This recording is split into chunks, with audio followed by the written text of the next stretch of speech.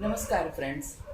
आयुर्वेद की अवेयरनेस की श्रृंखला में आज हम बात करेंगे समर में होने वाले डिसीज, उसमें होने वाले कॉम्प्लिकेशंस, उससे कैसे बचा जाए और घरगथ्थू उपचार और आयुर्वेद में उनके लिए क्या क्या चीज़ें हैं। रोज़मर्रा की ज़िंदगी में हम जो फ्रूट्स और वेजिटेबल्स इस्तेमाल करते हैं तो वो कौन कौन से हैं और उनके लिए हम जानकारी की बात करेंगे। और आशा है, हम कामना रखते हैं कि ये अवेयरनेस आपके लिए बहुत ही फायदेमंद हो। तो सबसे पहले तो गर्मी के मौसम में क्या होता है मित्र, इतनी गर्मी लगती है अभी पूरे इंडिया में 44 डिग्रीज या 45 डिग्रीज चल रही है गर्मी। तो उस दौरान हमें क्या क्या करना चाहिए। जैसे ऐसा है कि ये दरमियान गर्म हवा चलती है और गर्म हवा की चपेट में सब लोग आ जाते हैं जो बाहर रहते हैं। बाहर नहीं रहते हैं उनको भी घर में फ़ैन चालू करना है, या जिसके पास एसी की सुविधा है वो एसी भी चालू करते हैं। लेकिन जिनके पास कोई सुविधा ही नहीं है, जिनको बाहर काम करने जाना है, कंपलसरी जाना है, वो लोग के लिए भी हम क्या कर सकते हैं वो देखते हैं। फ्रेंड्स, सुबह 8 बजे से गर्मी चालू हो जाती है, तो हमें काम करने का कौन सा टाइम पसंद करना चाहिए ये भी हमें देखना है। सबसे पहले तो ये मौसम में हमें ध्यान रखना है कि हमें लू न लगे, सनस्ट्रोक हीट स्ट्रोक ना लगे, वो सबसे बड़ी और ख़तरनाक चीज़ है। उसके साथ ये मौसम में बैक्टीरिया, वायरस, फंगस वगैरह जल्दी से ग्रोथ होते हैं। तो ऐसी चीज़ें भी ना खाएं कि जिसमें ये सब चीज़ें पहले से मौजूद हो, या गर्मी के मौसम में राइट फ्रूट्स या वेजिटेबल्स है वो ख़राब हो जाते हैं। बाहर की खुली चीज़ ना खाएं, जैसे बिल्कुल खुला हुआ है, बर्फ़ खुला है और हम खाते हैं तो उनके कारण हमें डायरिया वगैरह हो जाता है, टाइफाइड होता है, कॉलेरा होता है, डिसेंट्री होती है। म्यूकस कोलाइटिस या डिसेंट्री, डायरिया की जिसको पहले से शिकायत है उनको ये तकलीफ़ बहुत हो जाती है। अनदर थिंग ये है कि हमें लू लगती है। जैसे गर्म हवा चलती है और हम बाहर जाते हैं तो वो गर्म हवा की चपेट में आके वो चक्कर आते हैं, हाई ब्लड प्रेशर वाले का हाई बीपी हो जाता है, एसिडिटी होती है, सर दर्द बहुत होता है, चक्कर आ जाते हैं, डायरिया होने की संभावना रहती है। और जिसको लो बीपी है उनका बीपी इतना डाउन होकर चक्कर खा के गिर जाते हैं। तो सबसे पहले तो ये चीज़ें भी खतरनाक है। और आए दिन हम सुनते हैं कि भाई इनको लू लग गई, या ये बड़े ऐसे प्रदेश है कि जहाँ बहुत गर्मी है, वहाँ पे कितने लोगों की मौत हो गई। तो उनसे बचने के लिए हमें अपने आप को एक मजबूत शरीर बनाना है, और जब बाहर निकले तब भी हमें प्रिकॉशंस लेके जाना है। आयुर्वेद प्रिकॉशंस में बहुत मानता है, तो हमें क्या क्या करना है ये भी देखते हैं। इसके साथ मीज़ल्स, चिकन पॉक्स वगैरह की बीमारी इतनी फैलती है, तो हमें उसका भी ध्यान रखना है। फ्रेंड्स, वैसे देखा जाए तो सबसे पहले तो आपको अगर ज़रूरत नहीं है तो घर से निकलना ही नहीं है, लेकिन ये बहुत कम मात्रा में होता है पेशेंट्स को या पीपल को कि वो बाहर न जाए, क्योंकि काम तो बाहर ही करना है। तो आप देखिए कि आपका शेड्यूल ऐसे बनाएं कि सुबह 8 से 12 में, एक में मैक्सिमम वो जो अपना काम है वो निपटा लें। जो ऐसी सहूलियत पाते हैं उनको यही करना चाहिए कि सुबह के टाइम पे ही सब काम कर लें, और बाकी का रहा काम शाम के 6-7 बजे से 9 बजे तक आप कर सकते हैं। लेकिन ऐसा होता नहीं है। जो वर्ग मार्केटिंग में काम करते हैं, जिन लोगों को नौकरी पे जाने का एक निश्चित समय रहता है, जिन लोगों को बाहर ही घूम फिर के काम करना है, या फिर समझ लीजिए कि मजदूर आदमी वो कहाँ जाएगा, तो उनके लिए हमें क्या करना है। सबसे पहले तो आप घर से निकलते हो तो अच्छी तरह से अपने आप को रिहाइड्रेट करके निकले।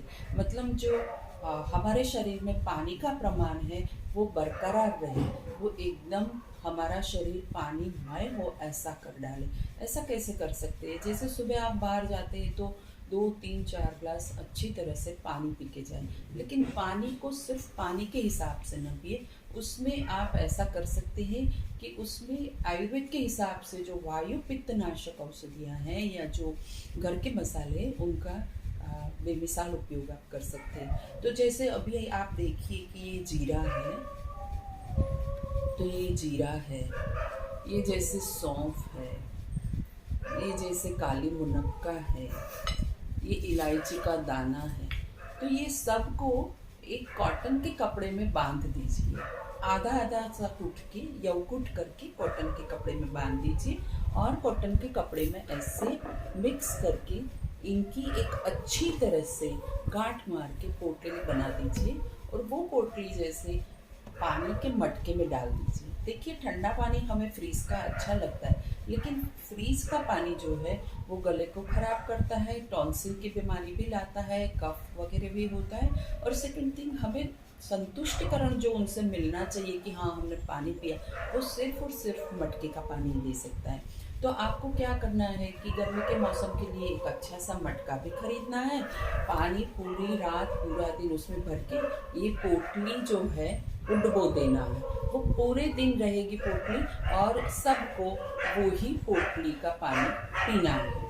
तो उस हिसाब से करना है। सेकंड थिंग क्या करना है कि जैसे आप बाहर जाते हैं तो लस्सी है, दही है, छाछ है, वो भी पी के जाइए। तो उससे क्या होता है कि गर्मी के सामने आपको लड़ने के लिए एक अच्छा शस्त्र मिल जाएगा। इसके अलावा आप ये भी कर सकते हैं, इसके अलावा आप ये भी कर सकते हैं कि जैसे शरबत है, गुलाब का शरबत है,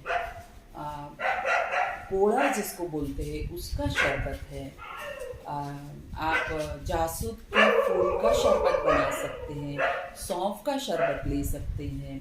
ये सब चीज़ें आप शरबत बना के रखिए और ले लीजिए।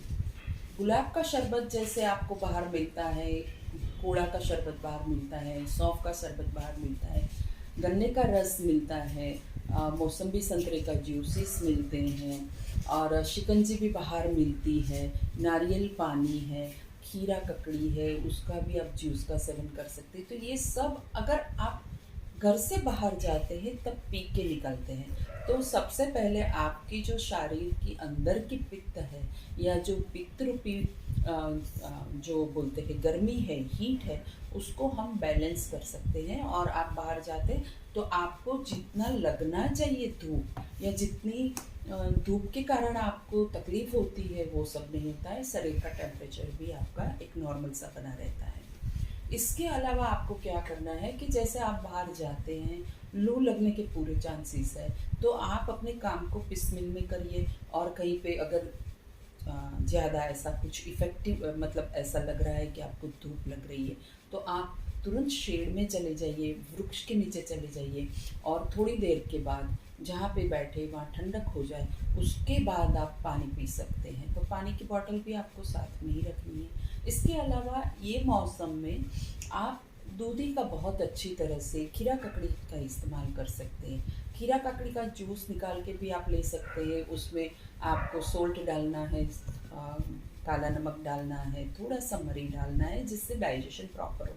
तो ये सब भी आप कर सकते हैं।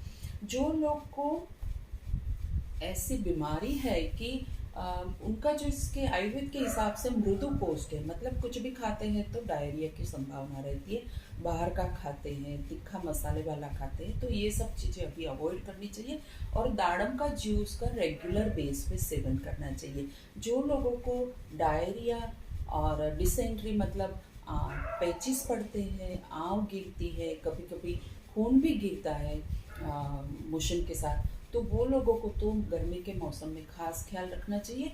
और उनको उनके लिए एक हमारा बहुत अच्छा फल है जिसको हम बेल फल बोलते हैं, भगवान शंकर को वो बहुत प्रिय है, तो मेरे ख्याल से कोई इनसे अनजान नहीं है। तो ऐसा बड़ा फल रहता है, फ्रूट रहता है, ये आज हम लाए हैं, वो सूखा है, तो इसका पाउडर करके आप ले सकते, कोलाइटिस में भी ले सकते हैं और ये डिसेंट्री में भी ले सकते हैं।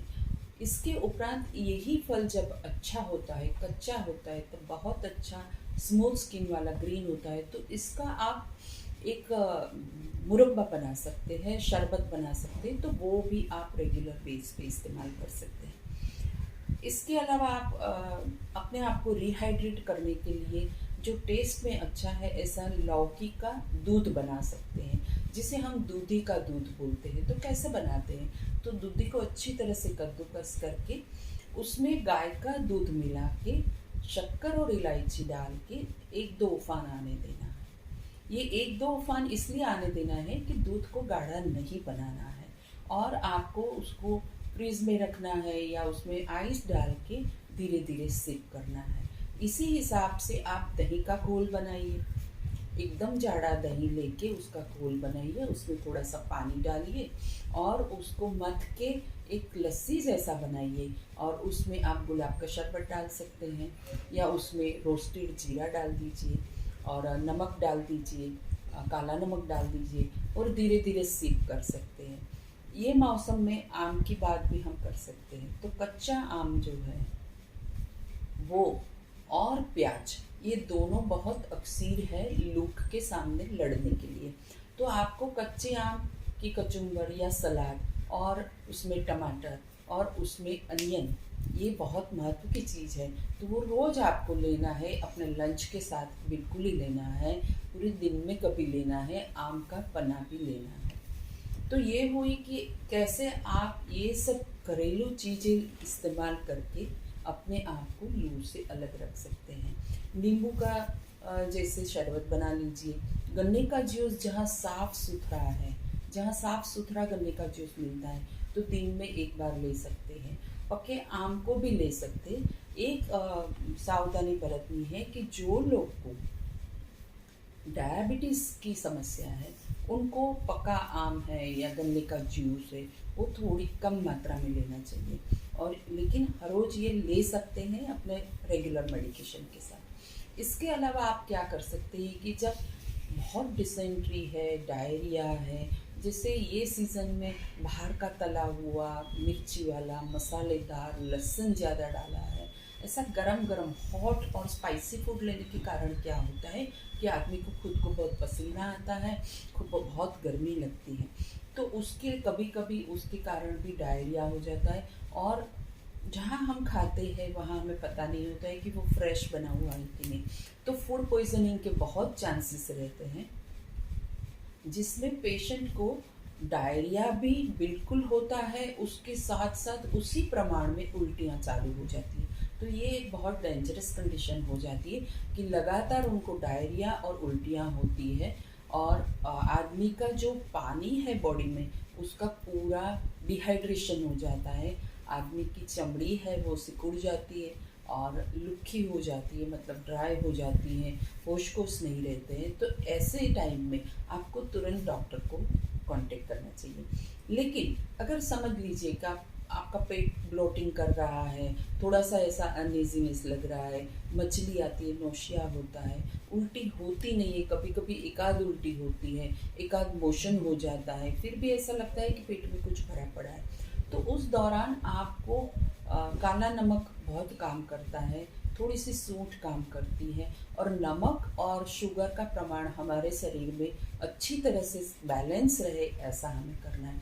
तो उसके दौरान आपको ये सब प्रकार के शरबत वगैरह लेना है, जैसे मैंने बताया उसी हिसाब से।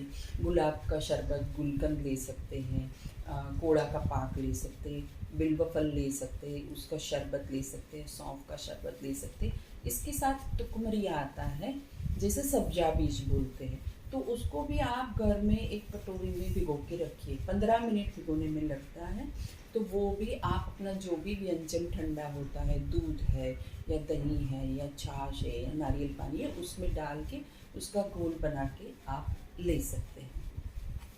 दाड़म का रस भी आप ले लीजिए। जब कोलाइटिस नहीं है और इस टाइप से आपको डायरिया या वॉमिटिंग होता है कि जहाँ ऐसी आशंका आपको नहीं है या ज़्यादा डिहाइड्रेट नहीं हो रहे, तो उसमें हमारे रसोड़े में दो चीज़ें बहुत महत्व की है कि जो डायरिया को बिल्कुल बंद कर देती है। वो अपने हिसाब में एक बहुत अक्सीर इलाज है। एक है ये जायफल है, ये कोटिंग वाला है, अंदर से जायफल निकलता है। तो इसका एक छोटा सा सुपारी जितना टुकड़ा लेके अगर डायरिया ज़्यादा होता है तो पीस के आप पानी के साथ ले सकते हैं, शहद के साथ ले सकते हैं, गुड़ के साथ ले सकते हैं। और उसके अलावा एक है हमारे पास ये खसखस है। ये खसखस को भी थोड़ी सी खसखस को लेके पीस के अगर आप डायरिया ज़्यादा होता है तो ले लेते हैं, तो उससे काफ़ी आराम हो जाता है। लेकिन हमें ये ध्यान रखना है कि ये जायफल और खसखस ये दोनों चीज़ें हमें कैफ वाली है, मादक है, तो उसकी एक डोज है, वो सोच समझ के हमें इस्तेमाल करना है। इसके अलावा एक और बहुत बेहतरीन उपाय है कि अगर आपको डायरिया हो गया है तो आप कॉफ़ी का, कोई भी कॉफ़ी का आधा चम्मच, कॉफ़ी पाउडर का आधा चम्मच आप पानी में घोल करके ले लीजिए। इनसे भी जो लोग को ऐसे ही इंडाइजेशन हुआ होगा या डायरिया हुआ होगा तो वो बंद हो जाएगा। फ्रेंड्स, उल्टी के लिए एक हमारे पास, जैसे डायरिया की बात हुई ऐसे उल्टी की भी बात करते, तो इलायची है वो सबसे बड़ी चीज़ है। ऐसी 4-5 इलायची को लेके गैस पे या तवी पे सेक के उसकी भस्म बना के दिन में 2-3 बार आप उसको ले लेंगे तो जो मछली आती है, जो नोशिया होता है और उल्टी होती है, उनसे हम बच सकते हैं। तो फ्रेंड्स, ये था एक घरगथ्थू उपचार, थोड़ा सा आयुर्वेद का, थोड़े सा हमारे रसोई किचन में से जो हम मसाले इस्तेमाल करते हैं उनका, और हमें कैसे अपना ध्यान रखना है। वो सबसे बड़ी चीज़ इसमें होती है कि अपनी बॉडी के अंदर पूरे का पूरा पानी रहे। सुबह से रात तक अगर बाहर घूमते हैं तो उसका आप ख्याल करिए। अच्छी तरह से अपनी बॉडी को रिहाइड्रेट करिए और स्वस्थ रहिए। हमारी ये कामना है कि आप लोग इसमें से जो हो सके वो इस्तेमाल प्रयोग करें और स्वस्थ रहें। Thank you.